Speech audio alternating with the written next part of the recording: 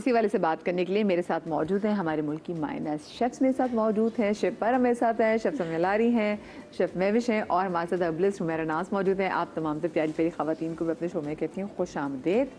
सबसे पहले मुझे बताएं, सच में हर एक के हाथ में जायका होता है, कोई ट्रिक्स होती हैं, आप अंदर से कोई चीज़ निकाल के डाल देते हैं, हमें पता नहीं चलता? ये दोनों से मेरा सवाल है। जायका तो सबके हाथ में अलग अलग होता है। मसाले वही हैं, चीज़ें वही हैं, क्योंकि हम जब कुकिंग कंपटीशन में जा रहे होते हैं तो एक ही चीज़ सबको दी हुई होती है, लेकिन आप देखें टेस्ट सबका अलग अलग होता है। इवन ये कि हमारा जो कौमी जो सालन है आलू गोश्त, वो हर घर में बनता है, हर घर का एक अलग जायका होता है। मुझे बताएं, वैसे आपके घर में जो आलू गोश्त बनता है आप उसमें टमाटर डालते हैं, दही डालते हैं, ये भी बड़ी डिबेट है। जी बिल्कुल। अच्छा देखिए, आलू गोश्त जो मेरा एक्सपीरियंस है, जो मैंने अपनी अम्मी से सीखा, मैं बनाती हूँ और सब तारीफ ही करते हैं, घर के खाने की तो सब तारीफ करते हैं। उसमें मेरा ये है कि मैं अगर आधा किलो गोश्त होता है ना, तो मैं एक आधा टमाटर डालती हूँ। अगर आपने ज्यादा टमाटर, दही तो मैं बिल्कुल भी नहीं शामिल। आप दही नहीं डालती? बिल्कुल भी नहीं। ये मेरे तो मेरे मियाँ की बड़ी जंग है, वो अक्सर टेलीविजन पे भी बहुत बार कह चुके हैं कि भाई ये लोग हमारा आलू गोश्त पे लड़ाई क्योंकि टमाटर में बनाते हैं। क्योंकि हम टमाटर में पंजाबी बनाते हैं, जो है वो दही में बनाते हैं। आप लेकिन टमाटर बनाते हैं? मैं टमाटर में, और ज्यादातर लोग टमाटर में ही बनाते हैं आलू। Thank you chef. कोरमा बनता है दही में।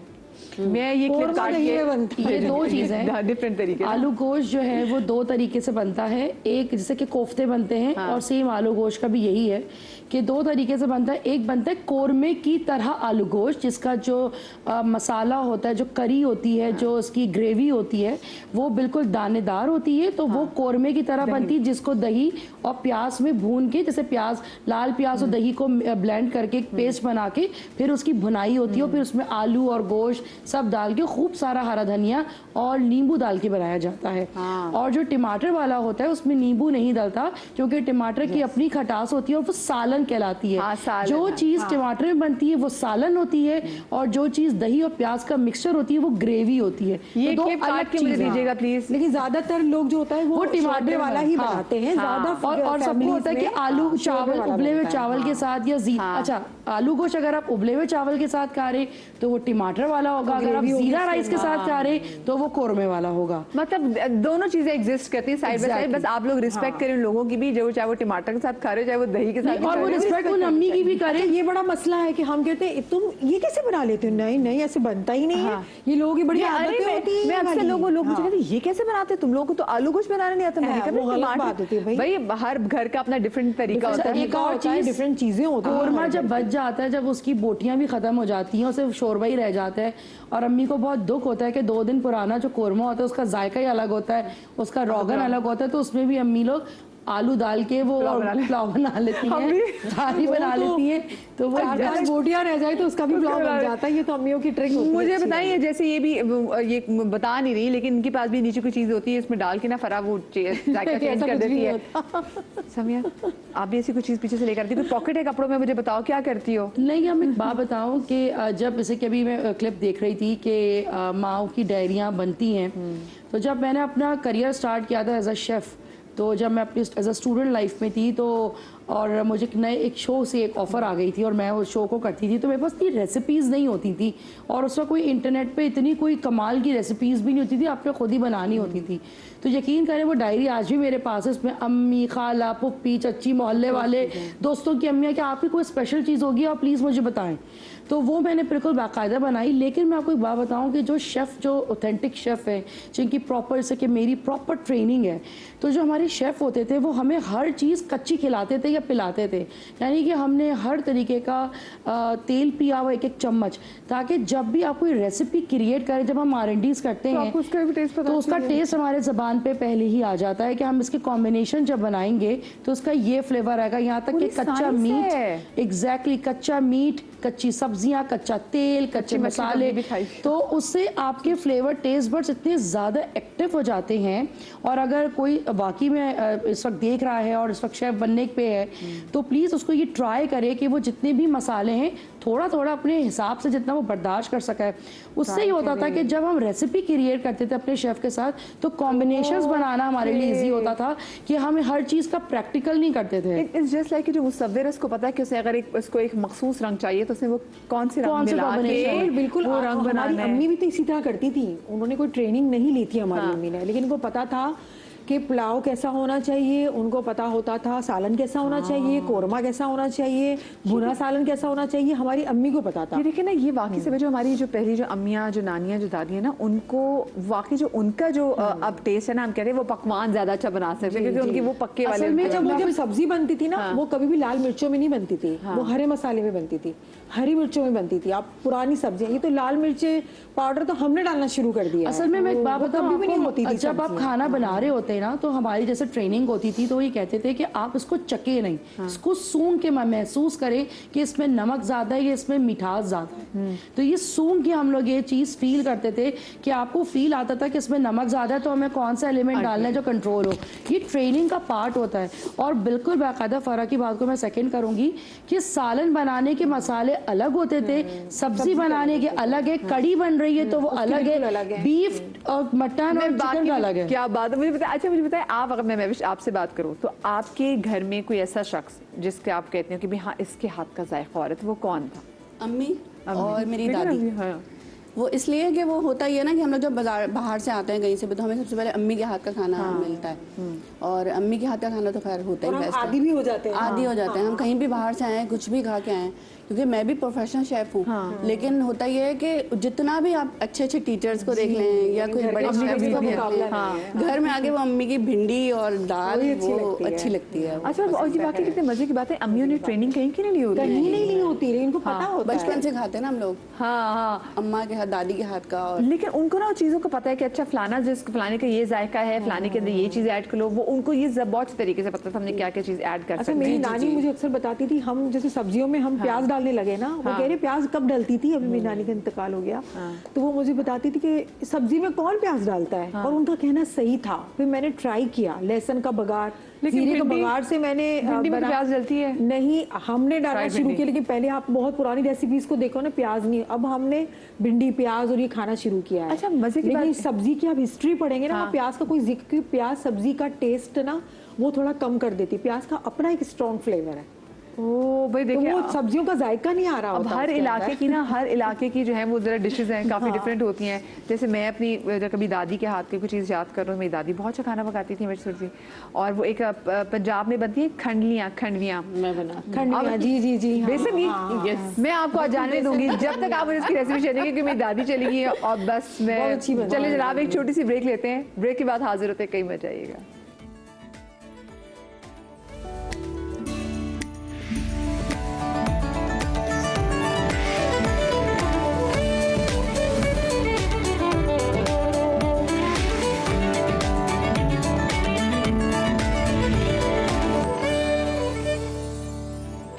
Welcome back after the break. Humaira ji अभी ये बता रही थी कि उनकी अम्मी के हाथ में खाने में बड़ा जायका है। शेफ हुमैरा सबकी ये होता है कि जी अम्मियों के हाथ में जायका होता है। आपके घर में भी आपकी अम्मी इंस्पिरेशन थी?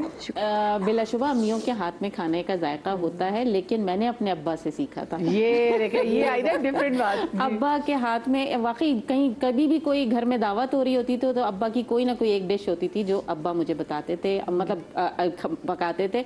अब्बा की कुछ टेक्निक्स होती थी, जैसे अब्बा ने मुझे चावल उबालना सिखाया तो कह रहे थे कि हमेशा जब चावल में पानी डालो ना बॉईल करने के बाद, जैसे तो इतना पानी ऊपर रखना, ये अब्बा का ट्रिक थी।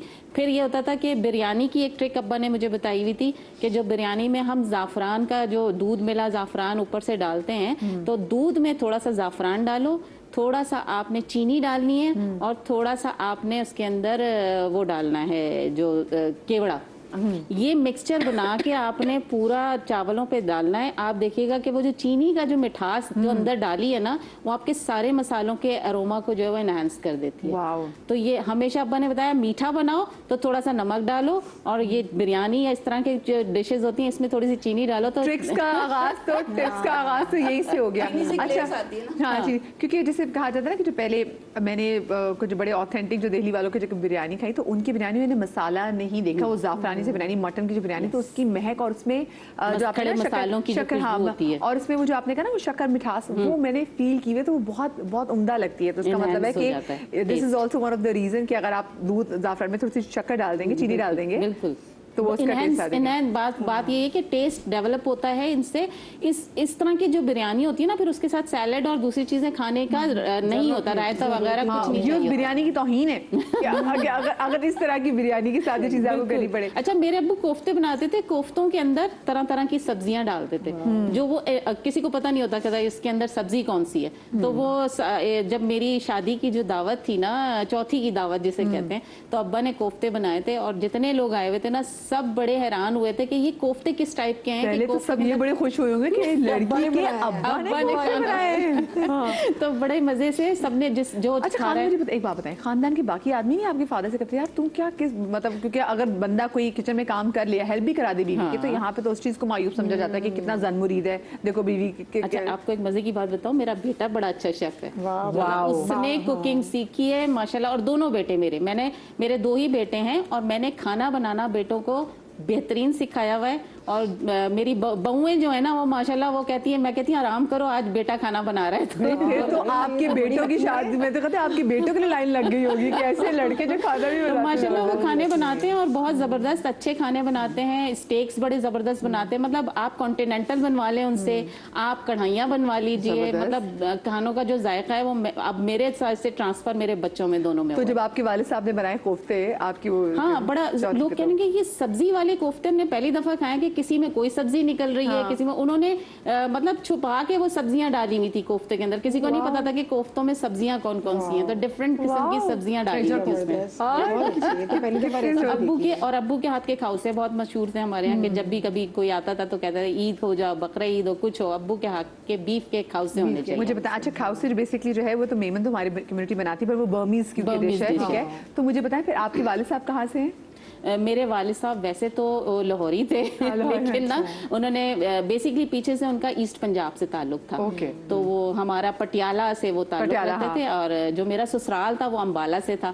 तो अब्बा से जो सीख के गई थी, तो वहाँ भी कुछ सास से भी कुछ सीखने को मिला। तो सास 2 पटियाला वाले बैठे हुए हैं। तो वो बस बाकी है कि सास ने भी बहुत सिखाया, क्योंकि मेरी शादी बहुत अर्ली एज में हो गई थी, 17 ईयर्स में। तो उस वक्त फिर मेरी सास ने मुझे खाना सिखाया कि, क्योंकि अब मैं 3 में डिवाइड हो गई थी ना, अब्बा पटियाला के थे, अम्मा गुजराती, मैं सास इधर आई तो ये अम्बाला के, तो तीनों जगह खाने है ना, सारे जगह के खाने तो है वो मैं बना लेती हूँ। मैं उल्टे तवे की रोटी भी बना लेती हूँ, मैं सीधे तवे की रोटी भी बना लेती हूँ। ये देखिए, ये हुनर है, और ये हुनर देखिए आपको प्रैक्टिस से ही आता है। अच्छा, आपकी महेश, आप मुझे बताएं, आपके पेरेंट्स दोनों की साइड से फिर आपके घर में कौन से जो डिश काफी ज्यादा मशहूर है? अब्बू तो खान है और अम्मी सैयद हैं। तो ये के बिहार की साइड से हैं। तो बिहार आपको पता है कि वो खाने दाल चावल सब्जी और इस तरह की चीजें होती हैं। क्या कहते हैं वो कबाब जो आपके स्पेसिफिकली होते हैं, मैं उसका नाम भूल रही हूँ, बिहारी बोटी, बिहारी बोटी। तो फिर आपके घर तो बड़ी फेमस होती होगी। हाँ जी, बनाते हैं या नहीं बनाते? बहुत ज्यादा चटनियाँ। अच्छा, चटनियाँ जैसे सॉसेज होती है ना, हाँ जी, चटनियाँ बहुत ज्यादा। अच्छा, मैं वैसे फूड कंटेंट बनाती हूँ ना, रोजाना डेली बेसिस पर रील्स बनाती हूँ, तो प्रैक्टिस में हूँ। अब वो क्या होता है कि मुझे मौका लगता है, इस तरह से मौका मिलता है कि कॉन्टिनेंटल भी बना रही हूँ या हर रेसिपीज ट्राई करती हूँ। तो अम्मी और खाला और नानी इन लोगों से लाजमी पूछती हैं, हाँ, रेसिपी पूछती हैं, हाँ। कि तुरई की चटनियाँ, जैसे बताया कि कोफ्ते में सब्जियाँ डालते हैं ना, तो वो सब्जियों की चटनियाँ बनाती हैं वो लोग। बिहार बैंगन की भी होती है, लौकी की भी होती है, जिस तरह से भरते होते हैं ना, इस तरह से चटनियाँ भी होती हैं। तो वो मैंने बहुत ज्यादा ट्राई किया, बनाया। रोटी के साथ बहुत अच्छी लगती है। हाँ जी, चटनियाँ रोटी के साथ तो बहुत ही बेहतरीन लगती है। अच्छा, गर्मियों में अगर आप सब्जियों की चटनी बनाएं जी, या सब्जियों का रायता बनाएं, तो फिर आप रोटी के साथ वैसे भी खा सकते हैं, जरूरी नहीं है। जी, लोग पसंद करते हैं कि जी देखिए, जो चटनियों से ना, अगर आपके घर में जरूरी नहीं कि गोश्त पकाओ, लेकिन अगर आपकी चटनियों की गेम स्ट्रांग हो तो उसमें औरत का जो कहते हैं सुगड़पना वो दिखाई देता है। मैं बच्चों के साथ पता है किस तरह फ्यूजन करती हूँ, कि जैसे कि चिकन स्टेक हमने बनाया या चिकन का जो कबाब बनाते हैं, सैंडविचेस, क्योंकि अब बच्चे कहीं से आए हैं तो सैंडविचेस तो नॉर्मल बन रहे होते हैं ना, तो वो चटनियों को मैं सॉसेस की जगह लगा देती हूँ। बच्चों को पता भी नहीं चलता कि वो सॉसेस जो है, वो चटनियाँ जो है उनके पेट में चली जाती हैं, और वो उनको जायका भी लगता है, अच्छा लगता है, मजा आता है उनको। कि वो चिकन पे लगा के और उसको स्प्रेड किया, और उसके बाद उसको सैंडविच को जो है वो टोस्ट कर लिया। अच्छा मदिया, अभी जायके की बात हो रही है ना, जायके की तो मेरे दिमाग में ये बात काफ़ी टाइम से अभी भी है। हम कहते हैं कि जायका क्यों नहीं आता। देखिए, एक तो जायका आपके पास ट्रिक्स होनी चाहिए, और दूसरा जो होता है, जो शादी करके बेटियाँ जाती हैं या फिर आपके घर में बेटी है, तो जो प्रेशर होता है ना कि खाना अच्छा बनना चाहिए, खाना अच्छा बनना चाहिए, उनका प्रेशर उनके जायके को स्पॉइल कर देता है। ये प्लीज जरा Pressure सुन कर लें, देता बहुत है। से लोग जिन घरों में आप इनकी तारीफ करें, एक दफा थोड़ा सा आपके लेवल का नहीं बनेगा, दूसरी दफा और अच्छा बनाएंगी, उनका दिल और खुला होगा, वो और दिमाग से सोच के खुशी से बनाएंगी। आप इतनी नुक्ताचीनी निकालते हैं, इतनी मतलब गलतियां है- निकालते हैं। शेफरा के जब आप अगर आप इस खौफ से खाना बना रहे हो कि पता नहीं अगलों को पसंद आए ना आए, आएगा तो वो नहीं आएगा, खौफ गलती हो आपका- जाती है। तो वो खौफ आपका खाने में भी ट्रांसफर होगा। बिल्कुल हो जाता है, आपकी एनर्जी जो होती है ना, वाइब्स होती हैं। वो वाली सारी चीजें वो खौफ से बना रही होती है, वो आप देखें उनसे जरूर गलतियां होती हैं। भाई ये देखिए, बिल्कुल क्योंकि गलती आजकल होती हम है। क्योंकि एनर्जीज पे इतनी बात कर रहे थे कि एनर्जी इतना मैटर करती है, तो उसमें वाकई ये कि आप अगर आप बहुत जैसे कहते हैं ना माओं के हाथ में जायका, क्योंकि माएँ बहुत मोहब्बत से बनाती है ना बच्चों के लिए, नहीं तो अल्लाह मेरे बच्चा पसंद खुशी खुशी खा ले, तो वो जो उसकी एनर्जी है ना वो उस खाने में जा रही होती है। फिर ऐसी अगर औरत कोफ्त में आके खाना बना रही है, उसका भी जो है वो टेस्ट अच्छा, मैंने एक औरत है, मैं उसका अभी मेरी वो रिलेटिव ही थी, तो मैं गई थी रुकने के लिए, रमज़ान का महीना था, कुछ ऐसे हालात थे कि मुझे वहाँ जाना पड़ा था रुकने के लिए उनकी वजह से। अच्छा, मैं देख रही थी वो रमज़ानों में ना जब इफ्तार बनाती थी ना, तो वो छुपके से टेस्ट करती थी। आप सोचें, उनके घर का भी माहौल बता रही हूँ आपको। मैंने एक दफ़ा देखा, दूसरी दफ़ा, तीसरी दफ़ा मैंने इनको बोला आप टेस्ट करती हैं, ये रोज़ा टूट जाता है। वो नमाजी थी, सब कह रहे मैं क्या करूँ, मेरा मियाँ जो है ना मेरा जीना हराम कर देगा।